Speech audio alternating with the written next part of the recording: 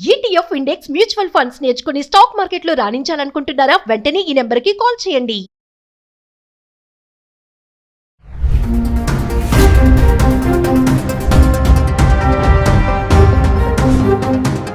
మొట్టమొదట మీరు మాట్లాడమని అడిగింది ఏంటంటే లేటెస్ట్ అమెరికన్ అప్డేట్స్ ఏంటి, ప్రస్తుతం ఎలా ఉంది పరిస్థితి ఇక్కడ.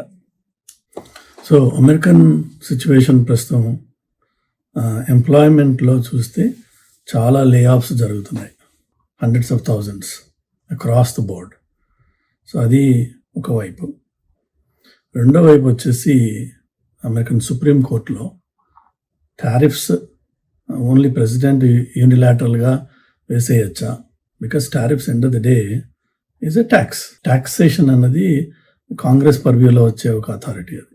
So only Congress has the authorization or ability to pass any laws related to taxation. But tariff గురించి రకరకాలుగా చెప్పేవాళ్ళు దాన్ని అది ట్యాక్స్ అని ఒకటి అంటాడు, కాదని ఇంకొకటి అంటాడు. But end of the day it indirectly taxes the American public. ప్రస్తుతం సుప్రీంకోర్టులో దాని హియరింగ్ అయిపోయింది. మోస్ట్ లైక్లీ అది రివర్స్ అవుతుంది. అంటే ప్రాబబ్లీ ఇంతకుముందు కలెక్ట్ చేసిన టారిఫ్స్ని రిఫండ్ ఇవ్వక్కర్లేదు, బికాజ్ ఇచ్చినట్టయితే అదో పెద్ద అవసరం వస్తే అదో పెద్ద మెస్ అవుతుంది. కాబట్టి దాన్ని ఉంచేసి going forward these tariffs should be nullified and president should get Congress approval అని చెప్పి అడిగే అవకాశం ఉంది. ఒకవేళ అలా అని కాంగ్రెస్కి వెళ్ళినట్టయితే అది అక్కడ కాంగ్రెస్లో ఆ బిల్లు పాస్ కాదు. సో అది ప్రస్తుతం ఒక ఇండికేషన్. త్వరలో అది జడ్జిమెంట్ బయటకు వచ్చినట్టయితే దానివల్ల కొంత కేయాస్ ఉంటుంది, కొంత ఊరట ఉంటుంది, కొంత ఎకనామిక్ రిలీఫ్ ఉంటుంది, కొంత ఎకనామిక్ సర్టెనిటీ ఉంటుంది అనమాట. ప్రస్తుతం ఇక్కడ ఫెడరల్ బ్యాంక్ ఏదైతే ఇంట్రెస్ట్ రేట్స్ సెట్ చేస్తుందో ఈవెన్ దే ఆర్ అన్అవేర్, వాళ్ళకి కూడా ఏం అర్థం కావట్లేదు ఏం చేయాలి దీంతో. ఎందుకంటే ప్రస్తుతం ఉన్న గవర్నెన్స్ ఆర్ గవర్నమెంట్లో అగమ్య గోచరమైన పరిస్థితి అనమాట. I think by the end of these holidays come January కొంత స్టెబిలిటీ వచ్చే అవకాశం ఉంది. అలానే మెల్లిగా పవర్ ఈక్వేషన్స్ మారుతున్నాయి. కొత్తగా ఎక్కడైతే ఎలక్షన్స్ అవుతున్నాయో అన్ని చోట్ల కూడా డెమోక్రాట్స్ ఆయా సీట్స్ని స్వీప్ చేస్తున్నారు. అసలు అన్ఎక్స్పెక్టెడ్ ప్లేసెస్లో కూడా డెమోక్రాట్స్ విన్ అవుతున్నారు. దానివల్ల జరిగేది ఏంటి, రిపబ్లికన్స్ కొద్దిగా బ్యాక్ ఆఫ్ అయ్యే అవకాశాలు ఉన్నాయి. దాంతో కొద్దిగా ఈ ఎక్స్ట్రీమ్ స్టెప్స్ ఏవైతే ఉన్నాయో ఇమిగ్రేషన్లో కానీ లేక ఈ టాక్సేషన్లో కానీ ఇంటర్నేషనల్ రిలేషన్షిప్స్లో కానీ కొంత తేడా వస్తుంది త్వరలో. బట్ ఆ త్వరలో అంటే అర్థం నెక్స్ట్ ఇయర్ ఆఫ్టర్ జనవరి మోస్ట్ లైక్లీ. అయితే అవన్నీ దేశ కాలమాన పరిస్థితి అన్నట్టయితే మీ ప్రేక్షకులు వాళ్ళకి ఉన్న ఇంట్రెస్ట్ ఏంటి ఈ టాపిక్లో అని చూసినట్టయితే ఈ H1Bలు ఏమవుతున్నాయి, నెంబర్ 1. నెంబర్ 2, ఉద్యోగాలు ఉంటాయా పోతాయా.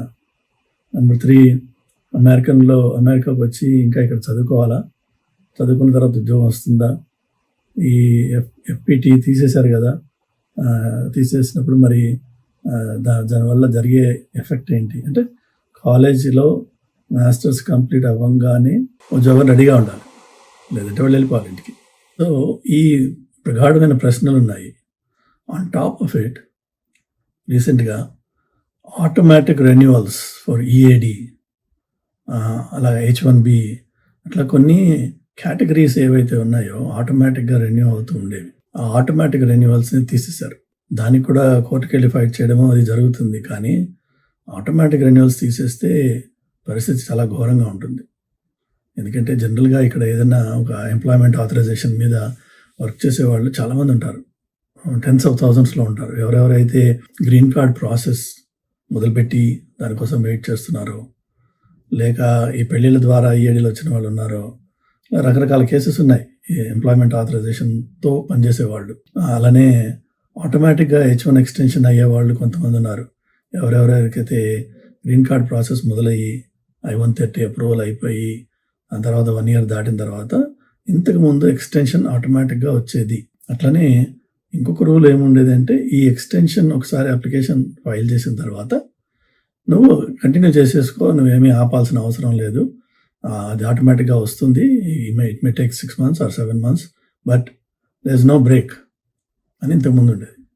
ఇప్పుడేమంటున్నారంటే ఎక్స్టెన్షన్ అఫీషియల్గా నీ చేతిలో లేకపోతే you have to stop working. So ఊహించండి, ఉద్యోగాల్లో ఉన్న వాళ్ళు ఈవెందో అన్ని కాగితాలు ఉండి అంత స్టేటస్ ఉన్నా వాళ్ళు they cannot be employed. Employers వాళ్ళకి పే చేయకూడదు అఫీషియల్గా. అండ్ ఏ పెద్ద ఎంప్లాయర్ కూడా అది రిస్క్ తీసుకుని వాళ్ళని పేరోల్లో ఉంచరు. ఎందుకంటే ఇక్కడ ఎంప్లాయ్మెంట్ వెరిఫికేషన్ జరిగిన తర్వాతనే అన్నీ అవుతాయి. సో ఈ పరిస్థితులు ఎవరెవరికైతే ఇంపాక్ట్ అవుతాయో వాళ్ళకి చాలా ఇబ్బందికరమైన పరిస్థితి ఇప్పుడు. సరే, ఇమిగ్రేషన్ రైట్స్ నడుస్తూనే ఉన్నాయి, అది ఒక చండాలమైన సిచ్యువేషన్. ఓవరాల్గా immigrants as a whole, Indians అనే కాదు, ఇమ్మిగ్రెంట్స్ ఎవరికి కూడా ఇది మంచి టైం కాదు. అది పాపం ముందు మన వాళ్ళందరూ ఏమనుకున్నారంటే ఈ కొత్త గవర్నమెంట్ రాకముందు హిస్పానిక్స్ కానీ మన ఇండియన్స్ కానీ మన వాళ్ళైతే పూజలను హోమాలు చేసి మరీ ఈయన కోసం వ్రతాలు పెట్టి పూజలు చేసి ఓట్లు వేశారు. అనే హిస్పానిక్స్ కూడా అంతే చేశారు. యాక్చువల్గా వాళ్ళు ఈయన ఇమిగ్రేషన్ క్లీన్ చేస్తాడని చెప్పి చాలా చాలా చాలా ట్రస్ట్ చేశారు. కానీ జనరల్గా ఇది నేను 25 ఏళ్ళ నుంచి చూసిన, అప్పట్లో మేబీ కొత్తలో వచ్చినప్పుడు కొంతమందిని రిసీవ్ చేసుకోవడానికి వెళ్ళాను ఎయిర్పోర్ట్స్కి 2-3 సార్లు. అప్పుడు చూసేవాడిని అనమాట. ఆల్రెడీ ఇక్కడికి వచ్చి సెటిల్ అయిపోయిన వాళ్ళు ఎవరైతే ఉంటారో వారు ఇక్కడ మేబీ 2 or 3 years ఉన్నవాళ్ళు ఉన్నారు. కొత్తవాడు రాగానే ఒక రకమైన ఈర్ష్య, ఒక రకమైన చిన్న చూపు, అరే వీడు కూడా వచ్చేసాడు రా, అది అంటే లోపల ఉక్రోషం ఉంటుందేమో మరి న్యాచురల్గానే అందరికీ. అది మన వాళ్ళు చూపించేవాళ్ళు ప్రాబబ్లీ మొన్న ఎలక్షన్ ముందు కనిపించింది ఏంటంటే హిస్పానిక్స్ కూడా అదే చూపిస్తారని చెప్పి. ఎందుకంటే వాడు Venezuelans or Cubans for Trump అని చెప్పి, ఇంకొకడు ఫర్ ట్రంప్ అని, హిస్పానిక్స్ ఫర్ ట్రంప్ అని, ఇట్లా ఈవెందో వాళ్ళ మెజారిటీ ఇమిగ్రేషన్ అయినా ఇలీగల్ ఇమిగ్రెంట్స్ ఎవరైతే ఉన్నారో ఆ కమ్యూనిటీస్ నుంచి వస్తారు. అయినా వాళ్ళు ఈ పాలసీస్కి ఓట్ చేశారు. Come the new government, now they are realizing, అరే దెబ్బ కొట్టేసిందిరా, మంచివాడు చెడువాడు అనే ప్రసక్తి లేకుండా, పిల్లా పాప అనే ప్రసక్తి లేకుండా జనాలను తీసి పారేస్తున్నారు. సో అది మన వాళ్ళు కూడా అదే కోరుకున్నారు. అదే కోరుకుని పూజలు చేసి, జపాలు చేసి, హోమాలు చేసి, గుళ్ళు కట్టి కొత్త గవర్నమెంట్ కోసం మన వాళ్ళు పరితపించారు. ఇందులో మన భాగస్వామ్యత్వం ఉంది. ఇందులో ఈ ప్రస్తుతం జరుగుతున్న పెంటకి మనం కూడా కాంట్రిబ్యూట్ చేసాం. సో ఇప్పుడు ఎవరెవరైతే ఇండియన్స్ ఇక్కడ ఉన్నారో ఓటు హక్కు ఉన్న వాళ్ళు ఆశ్చర్యపోవాల్సిన అవసరం లేదు. ప్రతిసారి జనరల్గా మన హ్యూమన్ బీయింగ్స్లో ఉండే టెండెన్సీ ఏంటంటే ఎక్కడైనా తగలబడిపోతుంటే మన ఇల్లు కాదు కదా అనే యాటిట్యూడ్స్ ఉంటాయి. అది మన ఇంటికి వచ్చినప్పుడు తెలుస్తుంది బాధ ఏంటది. నెవర్దలెస్ ఇప్పుడున్న పరిస్థితి ఇమిగ్రెంట్స్కి హైలీ అన్ఫేవరబుల్. ఇప్పటికీ నేను చూస్తూ ఉంటాను ఈ యూట్యూబ్లో, అది ఎంత నాలెడ్జ్ ఉంటుందో వాళ్ళకి ఏమో తెలియదు, కానీ EB2, EB3 ప్రయారిటీ డేట్స్ తెగ మూవ్ అయిపోయినాయట. ఇండియన్స్కి శుభవార్త. ఏంటి ఇండియన్స్కి శుభవార్త? EB2, EB3లో వాడు 10 ఏళ్ళ నుంచో కూర్చుని ఉన్నాడు. ఆ 10 ఏళ్ళ వెయిటింగ్ ఇప్పుడు ఆ ప్రయారిటీ డేట్ ఇప్పుడు సంవత్సరం 6 నెలలు 3 నెలలు ముందుకు మూవ్ అయింది. అయితే ఏం ఒరిగింది? దానికి ఎవడు ఏమీ కొత్తగా వచ్చి చేయలా. అప్లికేషన్స్ ప్రాసెస్ అవుతున్న కొద్దీ డేట్స్ మూవ్ అవుతూ ఉంటాయి. That's nothing knew about it. అది ఎవరు ఏం చేసిందేం కాదు, అది ఆటోమేటిక్గా ప్రాసెస్ జరుగుతూ వస్తుంది. అండ్ వాళ్ళు ఎన్ని ఏళ్ళ నుంచి పైప్ లైన్లో ఉన్నారు అది ఆలోచించండి మీరు. అంతేగాని ఏదో లూజ్గా శుభవార్త వచ్చేసింది ఏమి రాదు. వచ్చే 3 ఏళ్ల పాటు ఇంతకుముందు వీడియోలో చెప్పాను నేను, సిటిజన్స్, నాన్ సిటిజన్స్ అని ఒక 2 కేటగిరీస్ తయారు చేశారు. ఎవరికైతే సిటిజన్షిప్ ఉందో వాళ్ళంతా ఒక బ్యాచ్, న్యాచురలైజ్డ్ కానివ్వండి, ఇక్కడ పుట్టి పెరిగిన వాడిని కానీ అదంతా ఒక side. Everybody else is on a separate plane.